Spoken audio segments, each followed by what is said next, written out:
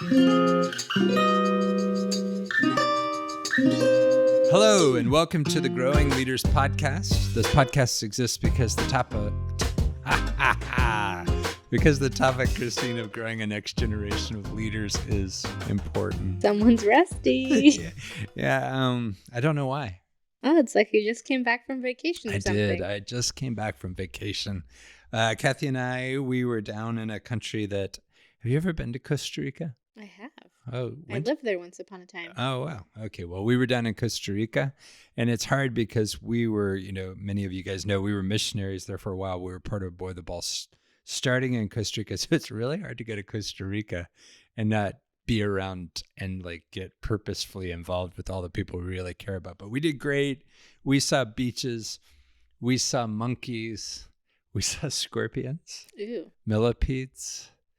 We saw people we love. It was great. Very, very fun. You saw family too? Yeah, we did see family. And then we found these places, these Airbnbs that are in towers. So one of them, we had an 11-story view, which that's very cool. But then the other, we had a 20-story view, and it was just beautiful. I like a good view. That's very nice. Yeah. So we're back, and off we go. Yeah, this is our first time back together in this setting, probably in about a month. It is. And today we're talking about something that I think is really exciting. The official topic is the exponential power of the gospel. We have a good friend of ours he's a historic leader from Ethiopia that we'll introduce in a minute. But here's the idea. You and I, if there's anything that Boy the Ball is famous for in our office, it's math, right? Bad math. It is. Yeah. No bueno. No, so we're lying.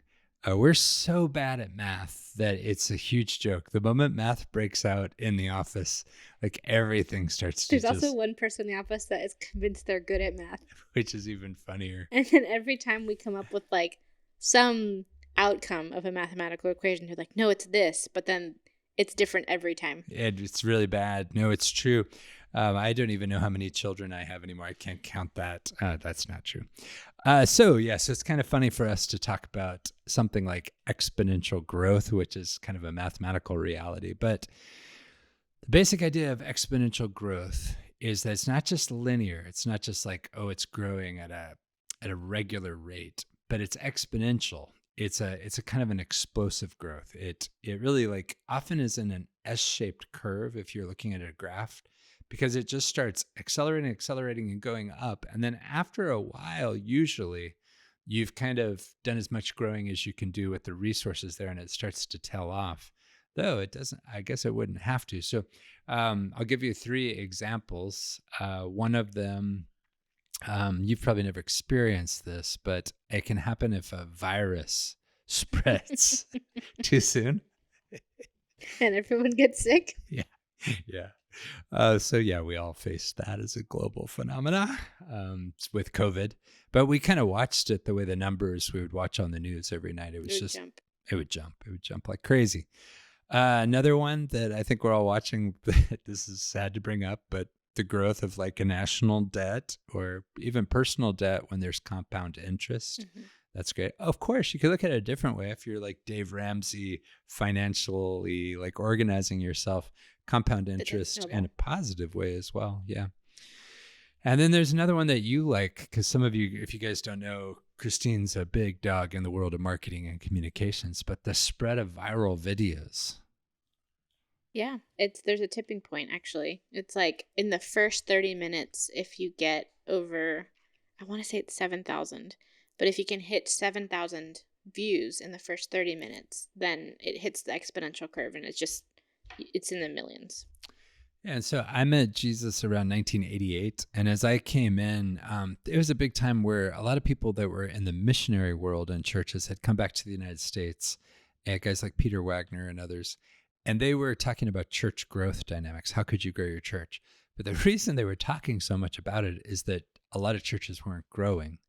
And so I just remember meeting Jesus and seeing how powerful he was, how much he was changing lives. I would be a part of really great churches, but I was always just thinking, I wonder why God's not very good at growing things. Okay, so first of all, please forgive the blasphemy. He's great at growing things. And in fact, the gospel, if you look at it across history since the time of Jesus, it does grow exponentially, but it sometimes doesn't grow exponentially within our Western context because of some things that we've talked pretty well, and we've well documented on this podcast about some of the things that we face in the Western world.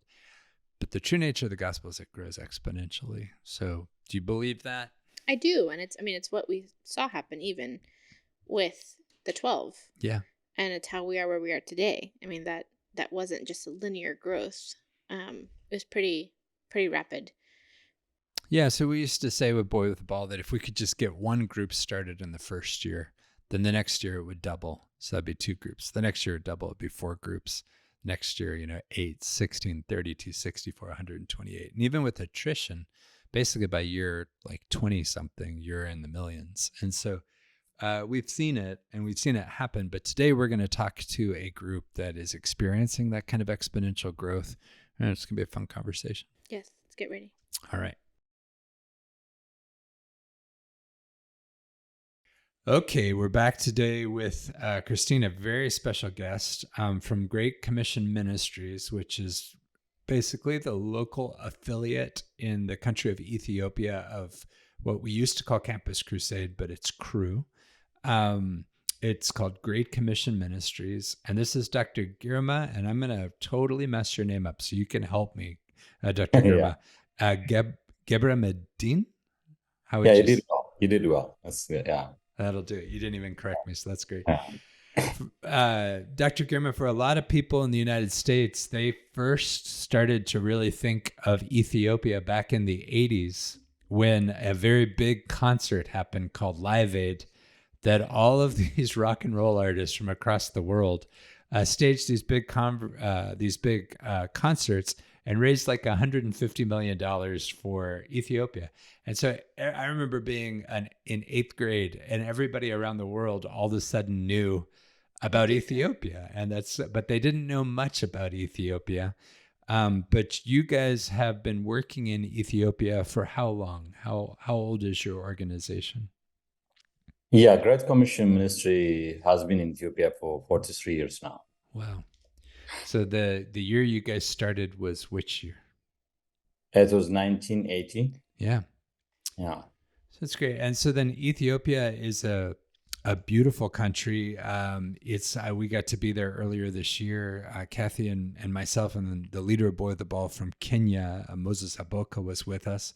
We got to be with you guys. But Ethiopia is a very beautiful country. It's a country that's never been colonized, which is it's a very rich culture. It's a very diverse culture. It's actually a rising economy these days. But one of the unique characteristics of it is that there's a very large youth population. Is that right? And what else would you tell us about Ethiopia? Yeah. So as you said, Ethiopia is one of the oldest nations, I can say oldest Christian nations in the continent of Africa. I'm not sure, but I believe it's it's the first Christian nation in the continent of Africa. A still majority Christian population, but surrounded by predominantly Muslim nations like Sudan, Somalia, Djibouti, Eritrea, then up northern Egypt and Yemen. So, but it maintains Christianity in that region, regardless of being surrounded by Muslim nations, and for many centuries, the Ethiopian Orthodox Church stood to be very strong local, a church that is very much integrated to the local culture. And as you said, since Ethiopia is a country that never been colonized, it maintains a lot of its own unique cultures. To just show how unique it is, like we celebrate our New Year in September. Against the whole world is celebrating in January. Yeah, our New Year is in September. It's actually coming in a few days. And then, our calendar, we use our own calendar. We are now in 2015, as like you guys are in 2023. So Yeah, we could tell you some exciting things about 2016, so you'll be ready for it. yeah. So it'll be in 2016 in 4 days time, like that. Yeah. So no, not 4 days, 3 days, 3 days time. We'll be in 2016. So if you want to feel younger, 7 years younger, then come to Ethiopia. That's right. So those Yeah, are well, some of the Happy New unique Year. cultures. There are many. I can not keep mentioning all of them. Just wanted to highlight there are some uniqueness to the culture. Coming to our general population, it's a diverse, ethnically diverse, and linguistically diverse society, and also demographically is predominantly children and youth population.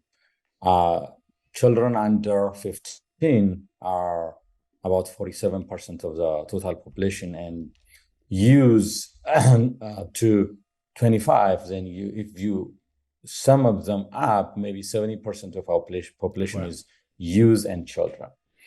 Yeah. So you guys are concentrating on reaching out to the youth. For our context, that's a vital ministry. Yeah, and you guys are really, really good at what you do. I've got here your annual report, and this is just a report on last year, but it says here 141,000, more than 141,000 people were trained. So that's just Yeah. trained for going out and sharing the gospel. Almost 4 million people were exposed to the gospel through ministry channels, but then another 20 million people were exposed to the gospel through digital channels. Over 163,000 people decided to follow Jesus. And then there were another 66,000 that invited Jesus into their lives through digital kind of means. And then 57,000 people were brought into small groups. I'll give you just a few more statistics because these are all jaw dropping. They truly are exponential. 730 churches and groups with a total of 16,000 new members were planted. You guys brought in 36 new staff members, and you have a large staff. And then you guys, one of your main pillars is also the Jesus film, which is a very dynamic evangelism tool around the world. But you recorded the Jesus film in 10 local languages and started the translation of it into 5 additional local languages. So you guys have been involved already in a strategic location where we're watching what's happening in South Sudan. We're watching what's happening in the countries around you. And you guys are dealing with the realities of refugee camps and refugee realities.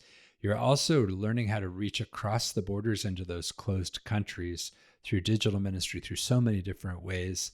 And you even just went through a pretty significant time of violence up in the Tigray region. So you're accomplishing exponential growth within a very dynamic, tumultuous, and opportunity-filled situation. And yet what's brought us together is you still accomplishing that much exponential growth. You've still identified a mission gap that you see as your ability to turn and reach young people. And that's what's brought us together. So first of all, there are so many groups that don't reach exponential impact. There are many more that then once they do, they're satisfied with themselves. But I appreciate your hunger, and maybe talk a little bit about why you've been interested in talking with us about learning together to apply the Love Your City model that we've talked about in Ethiopia, as far as a way to involve young people and then to mobilize them into action in communities across the country. Yeah, thank you for that. Yes, as you said, the Lord has been using the Great Commission ministry in amazing ways for the past many years. Obviously, it's one of the key players in the evangelization of Ethiopia. But Ethiopia is like considerably large population, is about 120 million people, the second populous nation in the continent of Africa.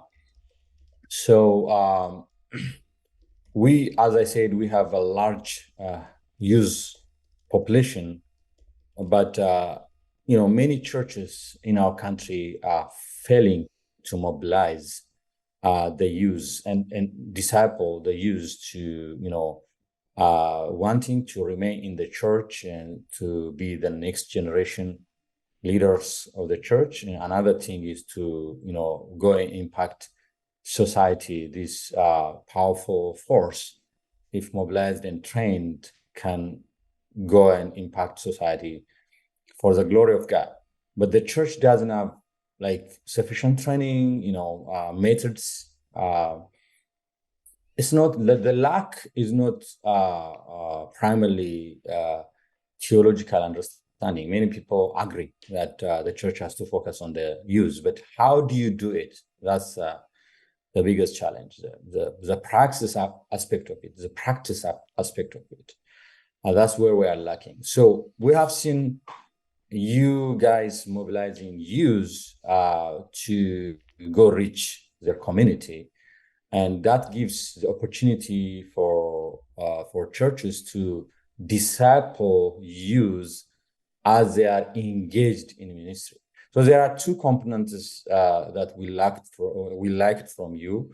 One is like your curriculum the curriculum that you are developing.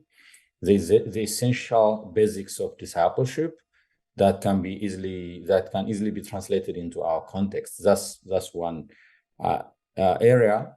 We want to adopt that one, translate it into our local languages, and a little bit contextualization, then we can use it because biblical principles work everywhere. Yeah.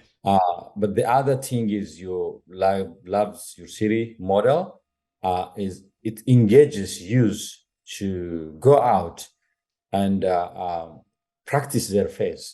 It's not only in the four walls of the church, but going and doing it, which is practical faith. That is an area of discipleship. So we are trying to learn these two things from you. One is like the curriculum that you developed. The other thing is practical method of discipleship you developed. And the ultimate here is not just training and discipling the youth, but the ultimate goal of the gospel is transformation. Jesus came to transform the world. The gospel transforms individuals and communities. So when you go into these communities, you end up transforming communities. And you said a few examples here in the US and in Costa Rica as well. We want to see that one. We have, as you said, we have lots of needs in our society. We have poor population, significant poor population that are needing help. So if these youth are really trained and go engage in societal transformation, it's like two birds with one stone. Discipling the youth, at the same time transforming society. That's what we are trying to learn from you guys. Yeah, and as you said, Ethiopia's population is within about 2 million of the size of Mexico. It's just below Russia in its size. It's above the size of Japan or the Philippines. So it's a very populous country. And you're saying when Dr. Girma is talking about the curriculum, he's really talking about the Forgotten Pieces book that we've talked about quite a bit, and a lot of the sessions, even in this podcast, have touched on. We've seen that work in every country that we've been in as far as kingdom dynamics of how you can draw young believers into knowing Jesus and following him. So we're teaming together on that part. But then the other thing is, through the more than 600 churches that these guys are connected with, helping equip those youth ministries with those resources, and then to help mobilize those young people, both from the church, and then also they do, of course, Cruise, famous for their college ministry. But they also have, even just in Addis, the capital city, they have these 21 action groups, which are volunteer groups that are mobilized church members. But how can we start to implement Love Your City across Addis is what we're working on. And then also, how can we implement Love Your City in those refugee camps in the area that these guys are already working on? and even start to potentially see opportunity to work together to bleed into those other countries. It would be wonderful if the Lord would allow us to. But these guys have been so gracious. They've given us the opportunity to operate under their NGO status, which is very helpful. They've given us space and time, and even Dr. Girma being here this week with us is a gift. And they've even given us two great staffers, including one who's working on his his graduate level degree at Wheaton College, and so we're very grateful. We're really, really excited for what will happen in the midst of the partnership. But are there thoughts that you have as we look at this exponential country that this ministry, Cru's local affiliate there, is accomplishing exponential impact, and that we have a chance to exponentially impact young people together? What are you thinking, Christy? I think it's really exciting. When I was listening to some of the points that Dr. Girma said, where like 70% of the population is under 25. That's significant. Yes. In the second most populous nation in Africa. That's crazy. Awesome for us as we're looking at mobilizing young people and reaching young people. I think what's really interesting, your country has gone through a lot of internal conflict and you're coming out of a really significant drought. And then you have refugee camps across your borders. And then you have internally displaced people because of the Tigray conflict. But you as a ministry have found a really interesting pocket where a lot of people coming out of a really tremendous season of challenge would just try to make sure yourselves are fine. But what you've done is you've multiplied the church. Just last year, 730 new churches. That's crazy. But then now, instead of still just growing the church, what you're saying is you want to mobilize the church to reach more young people. I think that's really exciting, specifically for us as we're looking at finding these missional churches. That's something that you've heard us talk about on this podcast before, is we're looking for these missional churches. This is an excellent example of what's happening of a group of missional churches, a network of churches. And so, Dr. Girma, I have a question for you as we're wrapping up our time. But so you're the leader in your country of this movement. What would you say to a group of churches, or to even just a pastor that's finding themselves in a challenging place as a congregation or in a city or in a country, but they are wanting to turn and reach the next generation, or wanting to pivot outside of the challenge into just the next season? What would you say to them, or what would you has helped you guys? Yeah, as you said, our country is passing through difficult situations, internal conflict, refugees, internally displaced people, multifaceted challenges, economic hardship, because the war is sucking a lot of money out of the economy. The already struggling economy is now even more challenged. But, from the gospel perspective, every challenge is an opportunity. Jesus said, open your eyes and see, the field, how ready the field is. So when you say that the disciples understood, literally, the physical harvest, but Jesus was saying, open your eyes spiritually. So whenever there are challenges, people open up. People become more vulnerable to be reached. They want to be dependent on God. It's actually affluence, abundance that is more challenging than challenge to the gospel. But in whatever situation, the Holy Spirit is the governing power. That's right. If we depend on the Holy Spirit and pray, and also do our part with honesty and commitment, there is always we'll always see results coming forward. So,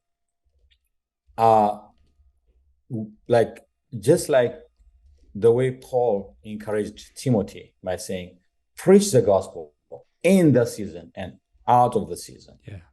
The gospel has to go in whatever situation it is. I know, even in the US, you have your own version of challenges. The youth are, many youth are no more interested in the church. They are not coming to the church. They are being dominated with many other social issues, but the gospel is still powerful. I mean, it just takes that commitment and dependence on the Holy Spirit, and continuously preaching the gospel. Even with these challenges that you are facing, there are people who are still looking for meaning in their life. Yeah. So, and they use the hope Yes. of the church. Let me just tell you my experience yesterday. Yesterday, a friend of mine who is a lawyer and he lives here in Atlanta. I knew him when I was doing a student ministry in Ethiopia years back. I'm like maybe 17, 18 years back when I was doing student ministry. He was one of the students in the law school in Addis Ababa University. But now he moved here and he's a lawyer. He used to work for the government here, one of the counties here. Actually, she was working for Lawrenceville County here as a lawyer. So we met, and he took me to meet a group of young people, about 25. They have started a company here. They sell like a lot of like refurbished computers and things like that. They gave me a tour of their warehouse. But at the end of the tour, the leader of the company invited me to their prayer time in the warehouse. Then I like, these young people are just vibrant, and they pray like something like in the warehouse. And they told me that they have this every Thursday, and some of the youth shared with me that they felt that frustration from mainline churches for lack of understanding for their passion. So they had to gather by themselves and start this, fellowship in their business place. But then, you see, there are many more like them, like people who are wanting real models, young people who are wanting to be involved in God's mission.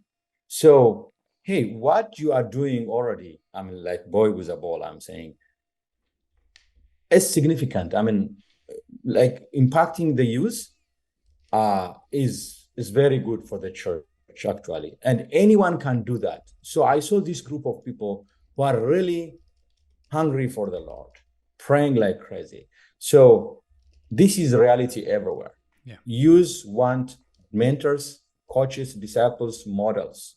Yeah. And reaching the youth is the future of the church.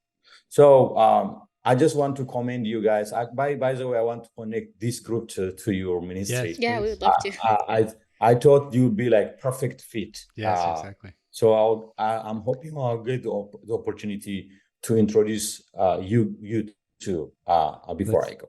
That's great.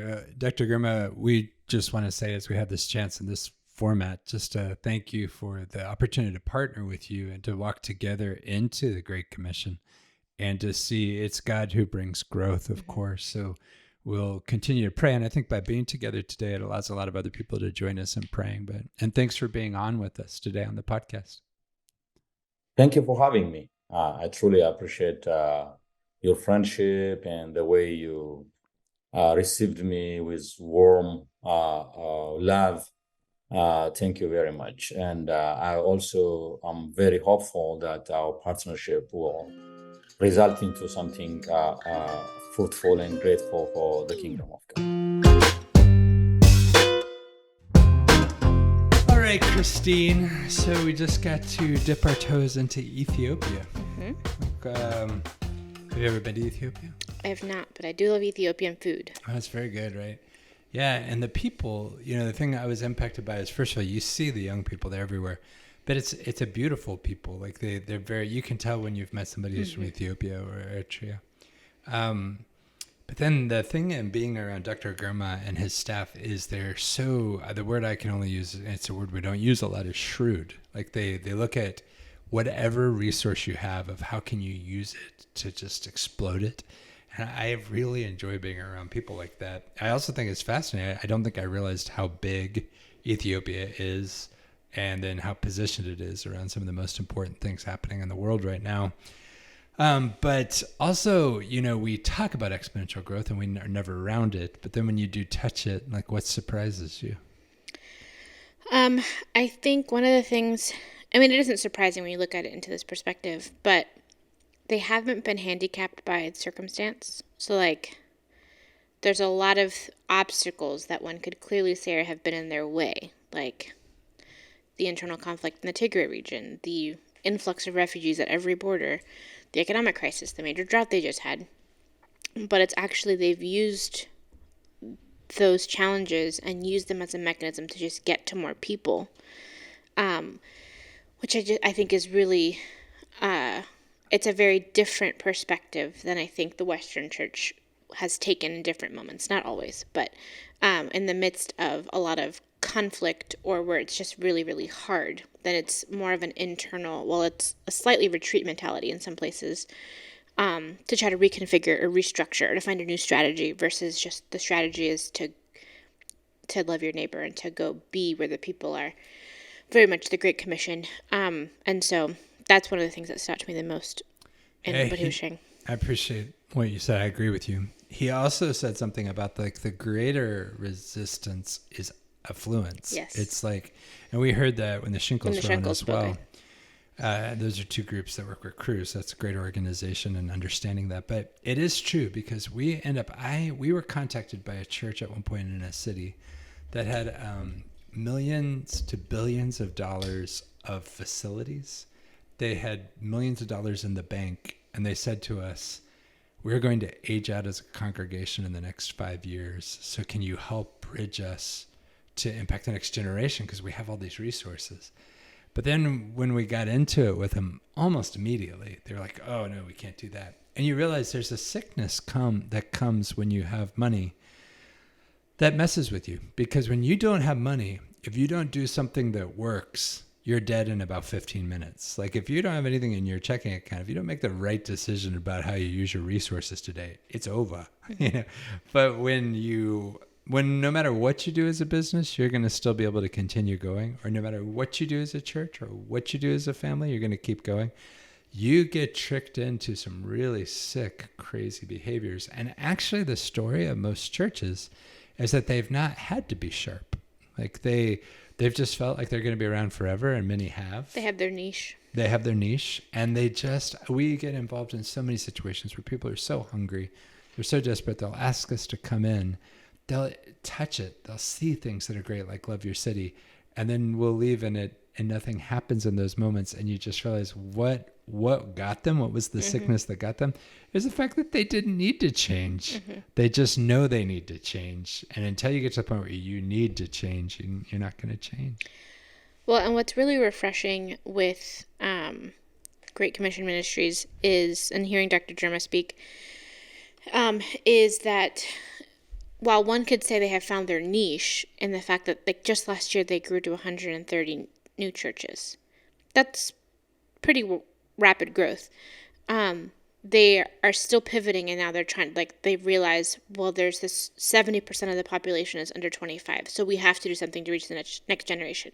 What we're doing and how we're growing is great, but it's not enough. And so they're quickly, like, they're not totally abandoning their strategy. They're leveraging the existing churches and the existing strategies to then find a resource that reaches more young people, which is how we've begun partnering with them. And I think that's just really refreshing. And I say this not as a condemnation to any existing church. More, the purpose of this podcast, part of why we created it, is to talk about how to reach the next generation. And so we're highlighting a group that is doing it very interestingly. They don't know how to do it, they don't know how to do it as well, and they're looking for other tools or resources. And that's how we're working together. But they have something that's working. And they're not going to just put all their eggs in that basket. They're going to find the other tools to reach more people and more of the next generation, which I think is really neat. Yeah, let's finish with this statement, is that in the world of podcasts and media, it's easy to believe that if you're looking for the right resources and listening to the right resources and getting the right answers, you're going to change or you're going to win. And let's just say this, you're not. That's not going to do it. Sooner or later, in fact, The only thing that can possibly do it is that you change your actions in a dramatic way.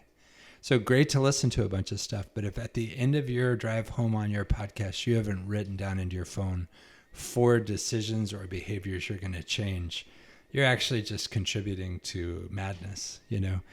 So let that be the case with all of us, is like, you've got to actually change your behaviors. In basketball, they say, don't watch the ball, because somebody can dribble with the ball this way and that. That doesn't mean they're going that direction. They say, watch the person's hips. So what I'd say is, like, take a minute, look in your rearview mirror, or turn your phone on and your camera and point at yourself and just watch your hips. Like, you have an opportunity to reach the next generation, but it's going to take change behaviors. And it's fun, and your life will change, and it's way better. And that's a richness that Ethiopia, that group, has, that we here are just impoverished in. But it can change.